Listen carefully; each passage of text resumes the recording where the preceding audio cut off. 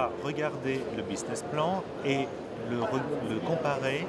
aux informations que nous pouvons avoir par ailleurs sur d'autres franchisés, clients ou non clients. On fait une sorte de benchmark qui va nous permettre de valider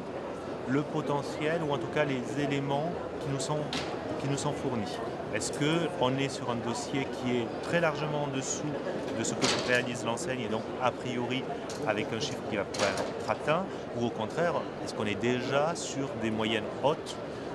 constatées sur l'enseigne? Ça, c'est un premier élément, et donc si le business plan contient déjà des informations de référence ou de comparaison, c'est déjà un point très positif.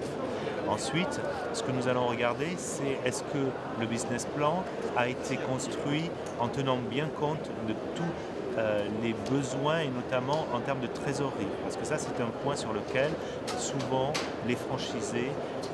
ont un peu de faiblesse. C'est vraiment au travers du prévisionnel de trésorerie qu'on va pouvoir juger tous les besoins au-delà des besoins d'investissement, tous les besoins financiers de l'entreprise, et c'est aussi ce qui va nous permettre tout au long de l'année de piloter avec le chef d'entreprise ses besoins, ses accords, ses lignes de crédit complémentaires, ses découvertes, et c'est vraiment le nerf de la guerre, donc il faut vraiment travailler sur ça. On a souvent des business plans qui sont très travaillés sur la phase de démarrage, et puis ensuite sur un bilan prévisionnel, donc à 1 an, mais par contre toute la période de montée en puissance, et on a souvent des déconvenues parce que cette montée en puissance peut être un petit peu plus longue que ce qui a été prévu, et donc on a un manque d'anticipation. Le besoin de fonds de roulement donc, qui est lié directement à cette montée en puissance qui peut être plus ou moins rapide est vraiment quelque chose que nous allons regarder. Donc le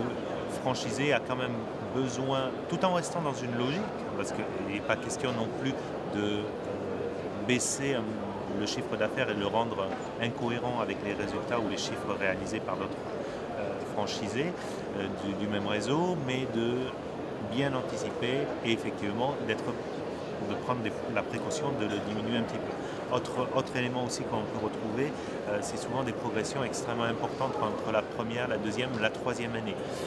On est aujourd'hui dans un contexte économique un petit peu plus tendu, et cette montée en puissance, ce développement du chiffre d'affaires doit être quand même cohérent avec le contexte économique que nous connaissons. Quand on accompagne une entreprise, on sait qu'on va avoir du besoin de fonds de roulement à financer. Simplement, on essaye de le financer